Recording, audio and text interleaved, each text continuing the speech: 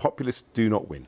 Dale Vince, Nigel Farage said reform would scrap the net zero targets to save 30 billion a year.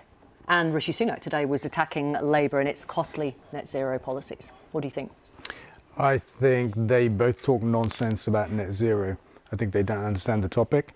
I don't think they care to understand the topic. I think they're trying to find votes and cheap politics in this issue. Well, if you look at voters across Europe in the European elections recently, there has been, maybe you would even concede, a backlash against the Greens in various European nations. I think there's been an uptick in right-wing votes. I think that's a fact.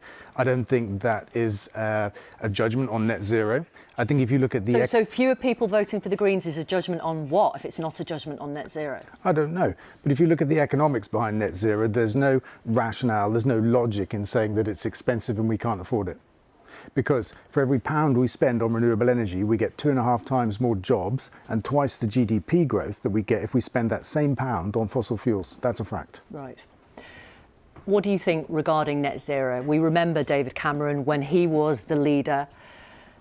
Well, I mean, there were contradictory things. He talked about cutting the green crap at one point, didn't he? I think net zero is a win-win. I understand in terms of the transition how people will want to use this as a wedge issue. I mean, we had a brilliant... Rishi Sunak's pushback target dates as well. The Tories had a brilliant MP in Robert Halfon who got the government to freeze fuel duty for 10 years, which was not a net zero policy.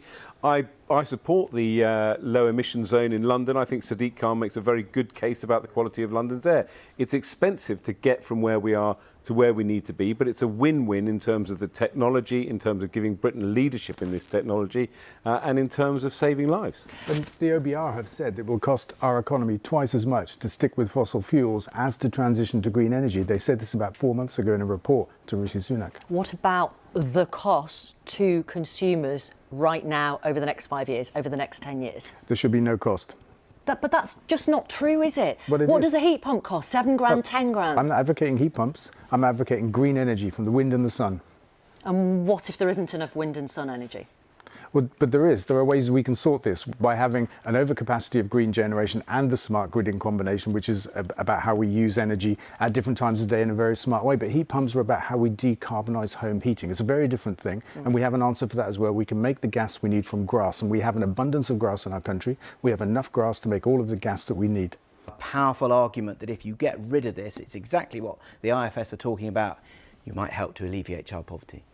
Well, you would alleviate something like 11% of families overnight. Dale Vince, you're a Labour supporter. What do you think of the fact that at the moment Labour are keeping this, should they win this election? Well, I think I understand where they're coming from, broadly throughout the election in terms of making spending pledges and things they can't be certain they can stick to on the other side of the election.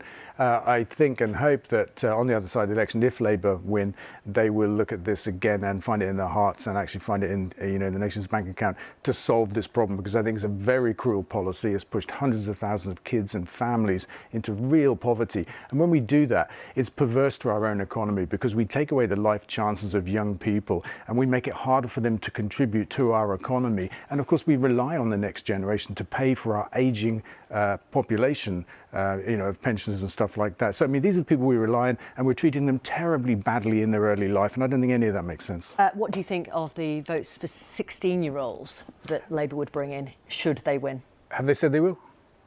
Have they? Keir Starmer has, yeah. Has he? Oh, great. I think it's a good idea. Up until yesterday, I thought it was something the Tories had said Labour would do and Labour had not said they would do. Yeah. But I think it's a good idea, because 16-year-olds, they're engaged. They know what's happening in the world. I think we should give them the right to vote. They've got the right to do a lot of other things at the age of 16. Why not vote? Who would you like to see as the next leader of the Tory party? And I'm going to make you say a name. Well, I think... New generation, who could it be? Or maybe not new generation. I would not be massively upset if Kemi Badenoch became leader of the Conservative Party after the next election. Yes.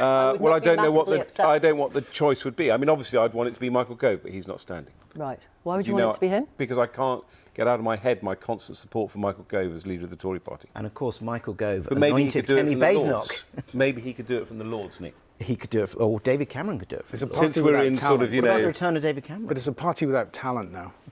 Well, I think that's a bit mean, Dale, actually. I think it's fundamentally the problem. I think there are actually some fantastic candidates coming up fighting in these elections, which I'm not going to name, obviously, because then trigger all sorts of election rules. In fact, I said to one of the candidates who might get elected in a couple of weeks' time, they should stand immediately. For leader. Yeah, they're so talented. This Wasn't Kemi there? elected, This is a would be a newly, would Yeah, be why newly not? elected Why not? Conservative MP. Person of a mature age, experience. Why not? That's how low down the barrel the No, Tories we are. don't. Look,